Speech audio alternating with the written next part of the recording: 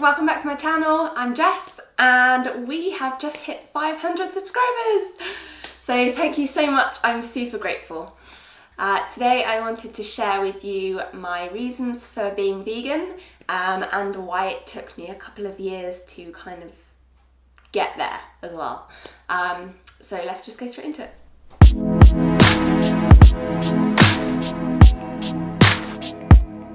I initially kind of went vegan by accident. It wasn't really like any documentary I watched, or even I didn't really know a lot of information at the time, any health benefits or much about the animal agricultural industry or anything like that. It was June 2016 and my partner Francis just randomly decided one day that we should go vegan for 3 days.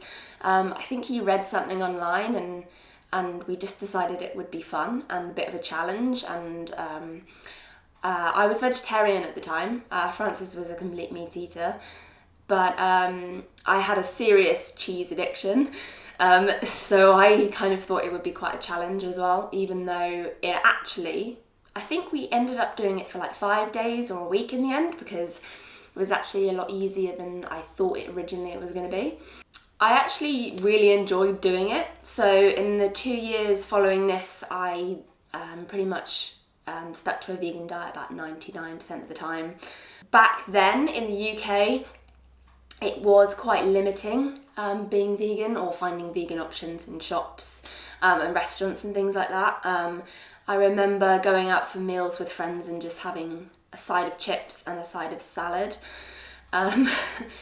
But yeah, there really weren't many options back then. So I did find it a little too limiting, which is why I kind of backtracked a little bit. And when we were out and about needing food and things like that, most meal deals and sandwiches and things like that were either cheese or egg-based vegetarian options. So I kind of backtracked a little bit and I would survive on pastries. Pastries was the main thing that I would go for if I couldn't find a vegan sandwich or something like that. And most pastries contain egg, sometimes milk as well. So they weren't completely vegan. I wasn't completely vegan.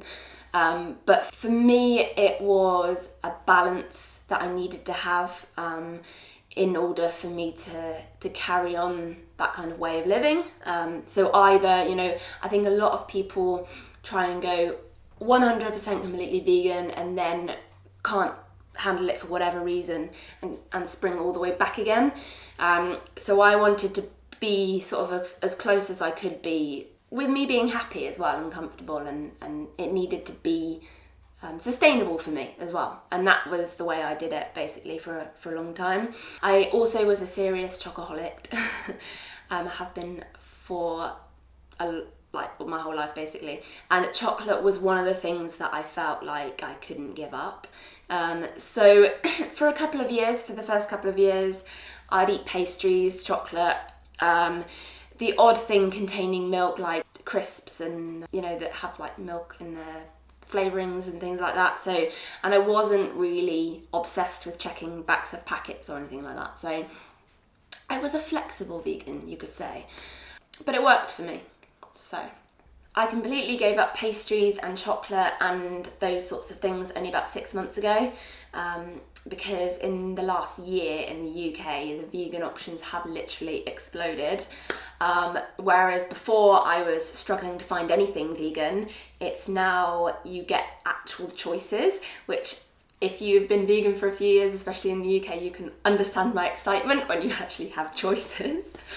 But yeah, even chain supermarkets and chain restaurants and stuff have vegan options.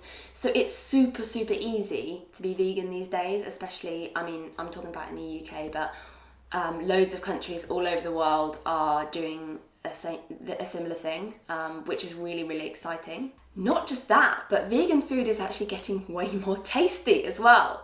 I work part-time in a veggie pub, and the amount of people that order vegan cheese with their meal instead of regular cheese, even when they're not vegan, is insane. Like, I've had this conversation with so many people and they just tell me that they prefer the taste of vegan cheese, which I think is incredible. It just proves that you know, if there's a demand for it, then the food will just get better and better as well.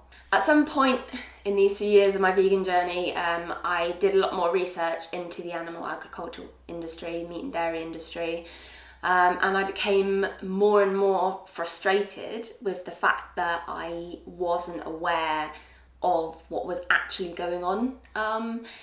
I've always thought of myself as quite an eco-conscious person, but you know, very familiar with the tips and ideas to drive less, take shorter showers, but never did I know that the animal agricultural industry actually produces more greenhouse gas than the whole of the transport industry put together.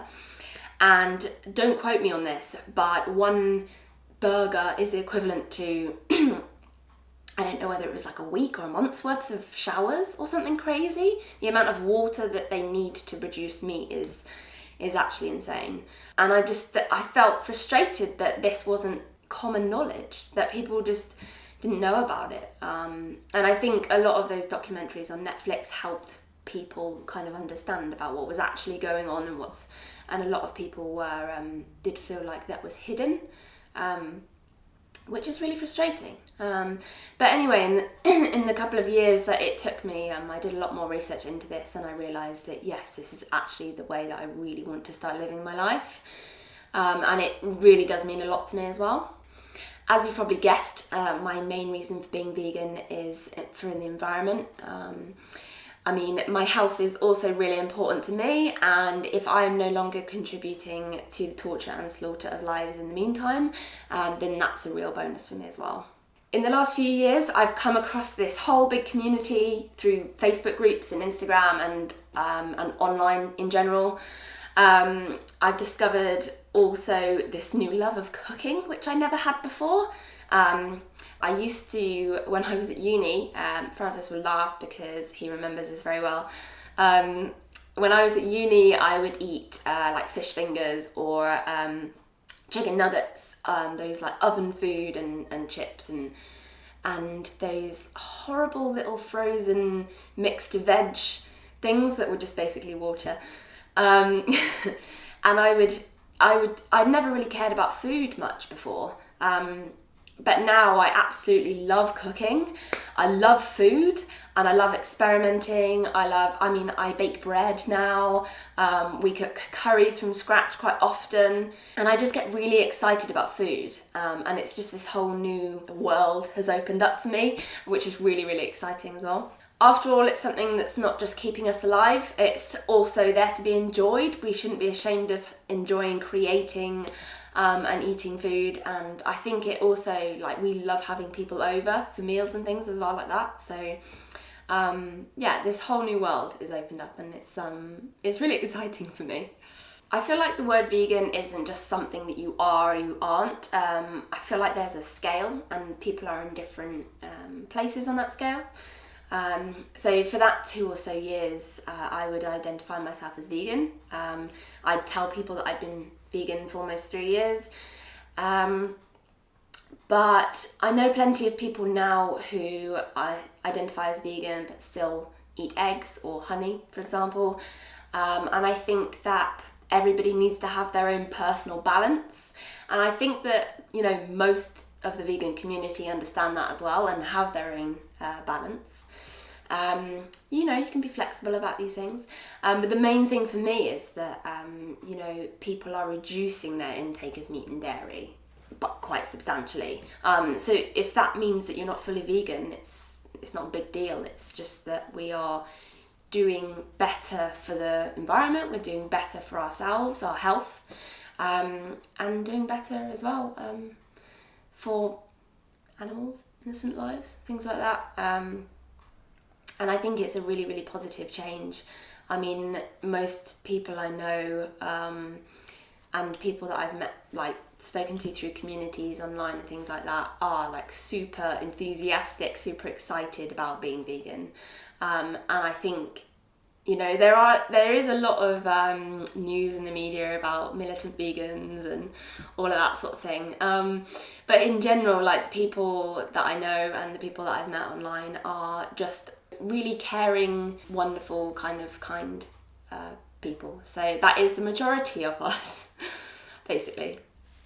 Things like Veganuary are obviously encouraging a lot more people to try vegan for January, and lots of people are staying vegan after that as well. So all of these things are super positive. And if you've come here because you're not vegan but you're kind of interested in it, or you kind of don't really know where to start, or you just kind of thought that maybe you'd try it out, or you're trying it, then I just think like it's just one of those things that like it might be difficult first and you'll just get used to it, but B, you'll also start really enjoying it and start thinking like, yes, this is something I probably want to carry on long term, even whether that's, you know, being fully vegan or having a certain personal balance. It's completely up to you. Everybody's unique. So I do have also a little blog post. It's called 5 Tips for New Vegans. So if you are new to this whole thing and you're maybe struggling a little bit, or it's something that you've thought about trying, then have a look. The link is in the description. It's 5 like really basic tips basically to kind of help you get into that lifestyle. But in general, especially in the UK, it's so much easier than it ever was before. There's so much food, and so much exciting food as well. Really tasty stuff. So I hope this has been insightful, useful even perhaps.